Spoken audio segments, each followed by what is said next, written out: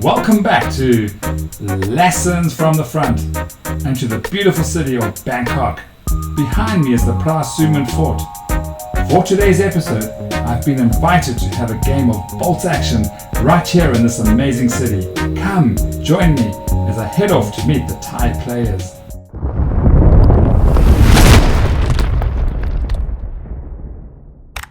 Right, so I'm at Nostramo here in Bangkok and finally meeting our friends here, Attakorn. Nice to meet you all, everyone. All right, so Attakorn, would you introduce us to the other gamers? Yes, so for our today's game, we are here with my club members.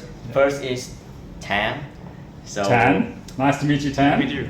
Yes. Next is Mew. Hey Mew, good to meet you, man. Nice to meet you too. And who's the handsome guy at the back there? And this guy, he's our game master and also the store manager for Nostramo. Great. What's up, guys? I'm Bess. Thank you for having me here, guys. We are very happy to have you with us here today, Eugene. The battle for Pavlov House took place in 1942 in the eastern sector of Stalingrad. The building, as seen here in this photo, is situated across from the 9th January Square and offered a commanding view of the area. It was one of many strategically important buildings in the city. To summarize the event that our game is based on, the story begins when the Soviet 13th Guard Rifle Division received orders to capture the building. Sergeant Yakov Pavlov, who will be played by our club member Mew today, led a small assault team that successfully retook the building from the German garrison. Soon after, the building was reinforced with more defenders, many originating from all across the Soviet Union, bringing the total number of defenders to 24. According to the official version of the story, from there, the building was besieged by a wave of German tanks, infantry and artillery, yet in spite of this attack, the garrison held firm and the Germans were never able to recapture the house. Yes, Attakorn, and although that is the propaganda glorified version, the true story, though different from the glorified version, is just as fascinating. Pavlov's house was indeed a strategic position which the Germans wished to secure. However, by the time the battle began, the 6th Army had already shifted its main offensive towards the factory district further north. The only German force, which you and Tan, by the way, will be representing, that remained in the sector was the depleted 71st Infantry Division under General Hartmann. As a result, the 9th of January Square became a relatively quiet area of the front, which may explain why the house could be held for so long. Nevertheless, although quieter, it will definitely make for an awesome game of bolt action.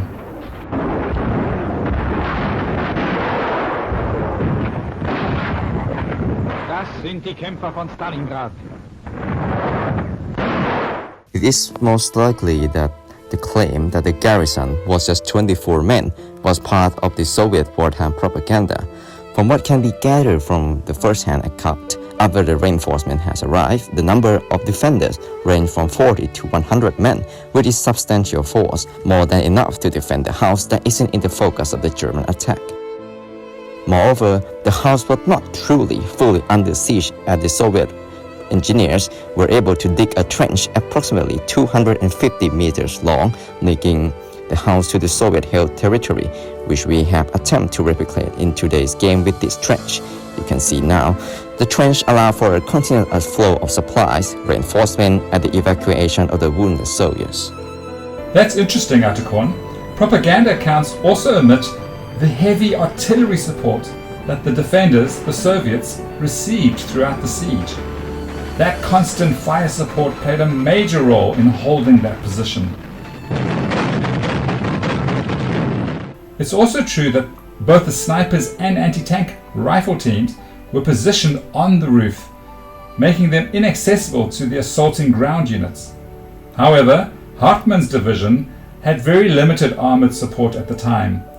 Any tanks that did appear in the battle had to be borrowed from other divisions, or were not tanks at all but rather armored cars and Stug assault guns. That is likely true, so for today's game, we will assume that our Panzer III and IV were all alone as they were passing north, including a small unit of Panzer Grenadier. Now, back to the story of the Pavlov House. There is also a debate whether who truly led the defense. While Sergeant Pavlov became the face of the propaganda story after the war, many veterans remember Captain Naumov as a true inspiration behind the defense. Naumov led from the front and shared the hardship with his men. His name was later left out of the official history because he was killed during a fighting at the Milk House, a nearby building across the square. During the war, many of the maps called this house in many different names. Some example would be the house on the Pasenskaya Street. The name Pavlov House started to surface and become publicly known after the war. When Pavlov has become a Communist Party member, the building was named after him. Many veterans later request that the building be renamed Naumov House in honor of their fallen leaders. And today, Eugene, if you don't mind, we would like you to represent Captain Naumov. Thank you for that, guys. I'd be really happy to represent Naumov. But I do hope that I get to survive today's battle, and perhaps then we could rename the building as Naumov's House. Absolutely, Eugene. I'm looking forward to see how we will rewrite the story of this battle. Now, finally, let's address this duration of the battle. Soviet propaganda claims that the defense lasts 58 days from September 27 to November 24, 1942. However, the actual battle lasts until January 10, 1943.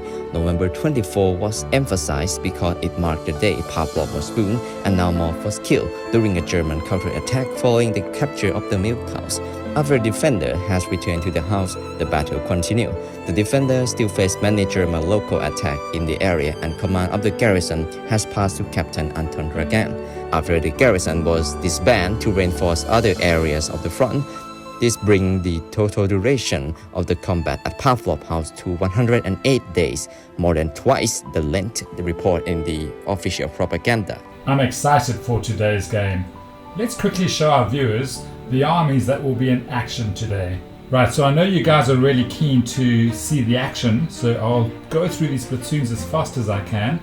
I'll start off with my army, which consisted of 750 points worth of 2 platoons. A rifle platoon that had a platoon commander, 2 veteran squads, both armed only with submachine guns, and 2 regular squads. And this platoon also included Naumov himself, and a medic, and also 2 anti-tank rifle teams. And then I had a second platoon with a platoon commander. He was inexperienced. And then 2 heavy weapons, a machine gun team that was regular and a mortar team, a medium mortar team that was also regular. Mew's army, also 750 points, had 11 order dice and commanded by Pavlov. It had 2 platoons, a rifle platoon and a heavy weapons platoon. The commander Pavlov had 2 men with him, and they were veterans, and he had 2 SMG squads, 1 veteran, 1 regular, and you can see just off screen on the right a regular squad of riflemen. And he had 2 anti-tank rifle teams at the back there, and then on the left you can see he had a forward observer and Vasily, a sniper team. The second platoon consisted of an MMG and a medium mortar and a regular commander. Let's start with the Germans then. Tan's army had 10 order dice and Attakorn's army had 12 order dice. Because the Germans were attacking, we gave them more points. Attakorn's army consisted of 3 platoons totaling 999 points and 12 order dice. His first platoon, a rifle platoon, consisted of a 2-man platoon commander, 2 here infantry squads, both with LMGs, and a regular sniper. The first platoon was all regular. The second platoon was his punch, and that consisted of an engineer platoon, all veterans, a 5-man platoon commander squad, and then a pioneer squad of Waffen-SS engineers, and 2 Sturmpionier assault engineer squads. And then he also had transport, a 1 Busing Mag truck. His third platoon was his heavy weapons platoon. It had a single officer as its platoon commander. It was inexperienced.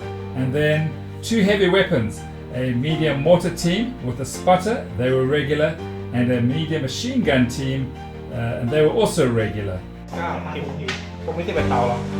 commanded a 1,000-point 2 platoon German army. The first platoon was a German rifle platoon. It had a single officer that was regular, 2 veteran Panzer Grenadier squads, a sniper team that was regular, a inexperienced light mortar, and an inexperienced transport. That was a SD KFZ 7 half-track.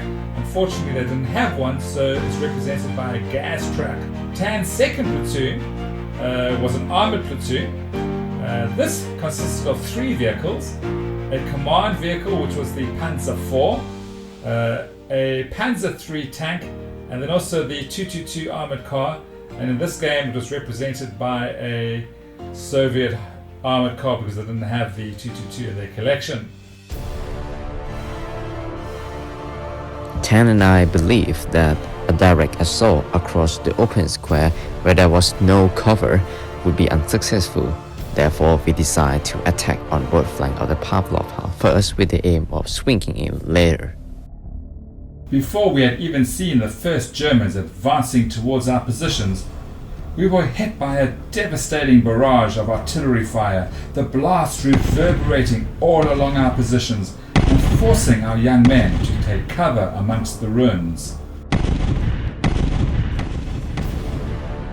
As soon as our guns fell silent, I attacked the flour mill on our left, fully supported by Tan's 2 panzers. Our panzers had immediate success as we drove toward the flour mill, a 5cm shell slamming into Eugene 80 rifle team that lay pinned amongst the ruin. Fire! Soon, 2 of my infantry squads made a dash across the square where the leading squad successfully assaulted the Soviet in the mill. After a bit of hand-to-hand fighting in the mill, the Soviets were captured and my engineer consolidated their position. Also had an experienced veteran squad in the depot between the mill and Pavlov's house. Things were not looking so good for the Soviets. With the 2 panzers providing effective fire support for Attakorn's infantry, the German attack was moving along efficiently. However, turn 3 would suddenly see a reverse in fortunes for the beleaguered Soviets defending near the flour mill. Firstly, Mew's forward artillery observer that had been pinned into submission during the first 2 turns was finally able to call in a barrage which struck the Germans hard. And then, to compound the effect of the barrage, both Soviet mortars found their range too.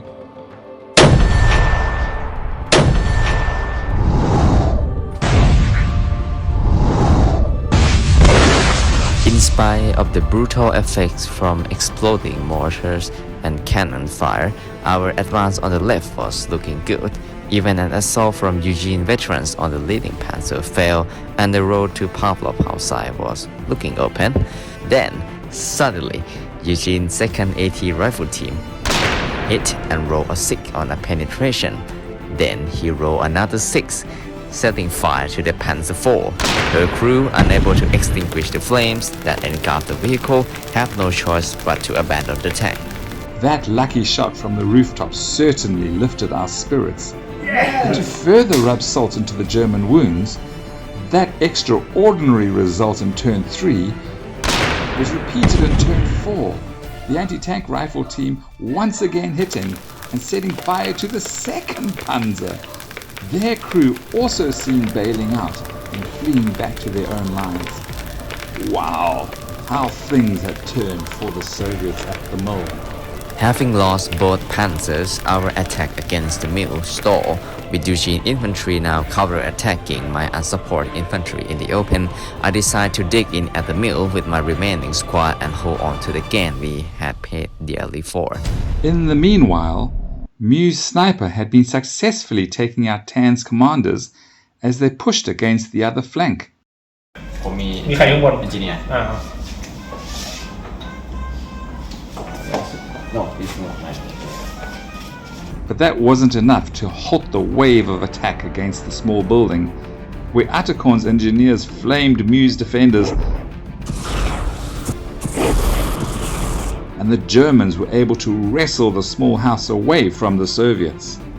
With the small house in our hands, Tan began to drive his half-track in a sickle move toward the left flank of the Pavlov House. I was also able to raise a squad of veteran engineers across the square, but sadly I underestimated the distance and my squad fell short, leaving them exposed in the face of the Soviet defenders. Mew wasted no time in ganging up against Attakorn's failed dash across the open square, pouring fire at this hapless squad with every available defender.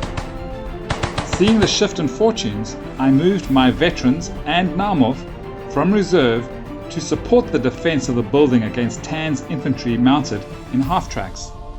In spite of our early success on the right, the tide seemed to be turning against the German again. This time, Mil-80 rifle team began to score hits on Tan half-tracks. Even though we had been attempting to take this team out, Mil-80 rifle team avoided this elimination from both our light mortar and sniper teams.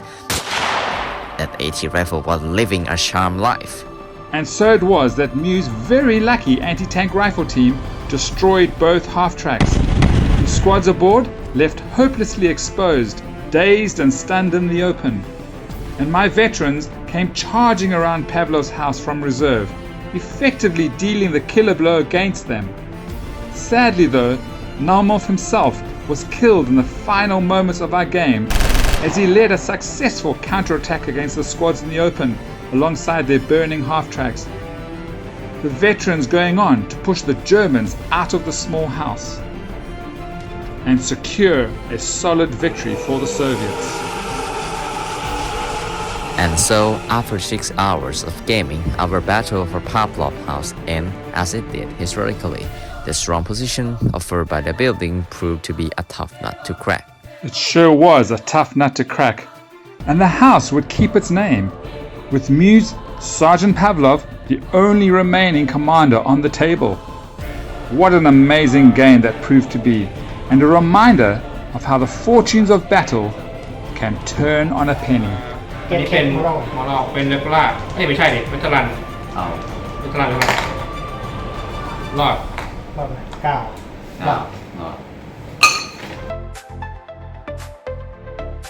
Okay, so Attakorn and Tan, our games come to an end. You were the German players. Yes. So what did you think of the game? Well, it's our very first heavy urban area fighting game. Whereas Right. like when you get into the building, it's not, you didn't really control it. You have to keep fighting for each section of the building. Yeah. It's our first time playing it, and we really learned of the valuable lesson in trying to get close into the building and conduct urban warfare in bow action. This is our first time. We took a lot of casualties here. Yeah. Like one of the guys on the right flank completely wiped out. Yeah. The left flank, they managed to take a hole in the grain mill, Yeah. the mill factory, but they barely holding. Yeah. And it will be a matter of time before the Soviet retaking it. Yeah. So I think next time we probably can gonna do better, and I'm certainly gonna get that sniper Vasily. Okay, so a question for Tan, and maybe you can translate Attakorn. So Tan, you were pushing on the right flank, and you did really well. You made early advancements. Why do you think your attack ran out of steam? ก็คือเขาถามว่าพี่อยากตีฝั่งขวาใช่ป่ะ แล้วทำไมพี่ตอนแรกพี่ทำดีมากเลย ดันเข้ามาสุดแล้วทำไมจู่ๆพี่ถึงแบบเสียเนมแบบดันต่อไม่ได้ ก็ที่จริงอ่ะมันผิดตรงที่ว่าผมไปหยุดระหว่างตึกพอดีก็คือรถมันมาแค่ระหว่างตรงกลางแมปมันไม่ไปจนถึงสุดที่จริงแล้วผมคิดว่าถ้าเอารถถังรถบรรทุกขนคนไปจนถึงขอบสุดท้ายของแมปได้ผมว่าน่าจะเอาคนอ่ะไปตีอกข้างหลังได้ดีกว่านี้มันหยุดตรงกลางไปหน่อยมันหยุดเร็วไปหน่อย yeah. I also agree with him. So what did he say? Yeah, so what he says is that we use our transport a bit wrong. Okay. Instead of, we should have pushed the transport almost at the end of the map, away from all the frontal building of the Pavlov. Right. Because from this scenario, we truly learned that Pavlov House is really a main strategic point. Yeah. If you control it, no one can laugh you out from it. Yes. Because the frontal building cover all the entire area. And So the Russians had a lot of had advantage points or firepower. vantage points. Yeah. So they could almost shoot in all directions on the table, right? Yeah. Okay. So, but what we should have done is we should have just ignored this front part, try to rush behind, and then storm the building from there. Not trying to assault it from the front. Yeah. If we want to do that, in my opinion, the tanks should not be on the left flank. It should be in the center, pushing with the infantry. Right. So that is perhaps our by mistake. splitting your attack, you watered down your attacks. So nowhere were you ever very, very strong, right? Yes. Okay, very good.